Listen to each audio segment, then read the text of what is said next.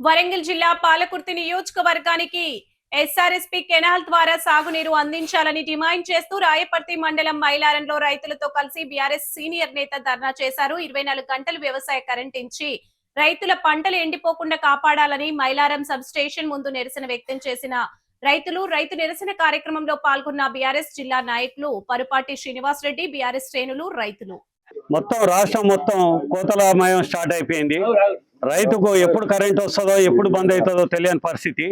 మోటార్లు కూడా కాలిపోవడం స్టార్ట్ అయిపోయింది.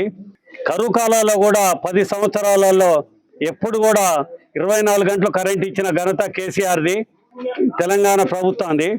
ఇప్పుడు వచ్చేసరికి ఎప్పుడు కరెంట్ ఉంటుందో తెలియదు, ఎప్పుడు పోతుందో తెలియదు. రైతు ఆ చీకట్ల కరెంట్ వచ్చిన టైంకి పోదాం అనుకుంటే అక్కడ పాములు ఉంటాయి, తేళ్లు ఉంటాయి, ఏం జరుగుతుంది ఏందన్నది తెలియని పరిస్థితి.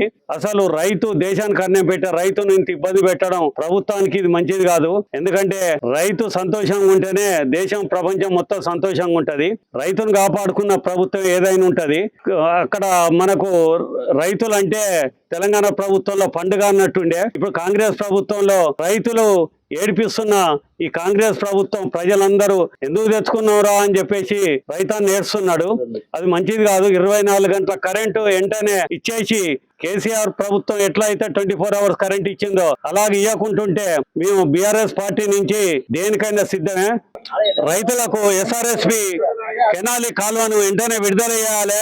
ఎందుకంటే 10 ఏళ్ల తెలంగాణ ప్రభుత్వంలో ఏ రోజు కూడా కరువు కాటకాలు లేవు, పుష్కలంగా నీళ్లు ఉండేది. ఎండాకాలం కూడా వానకాలం లాగా వాటర్ వచ్చేది. అంతేకాదు 24 గంటల కరెంటు కూడా ఉండేది.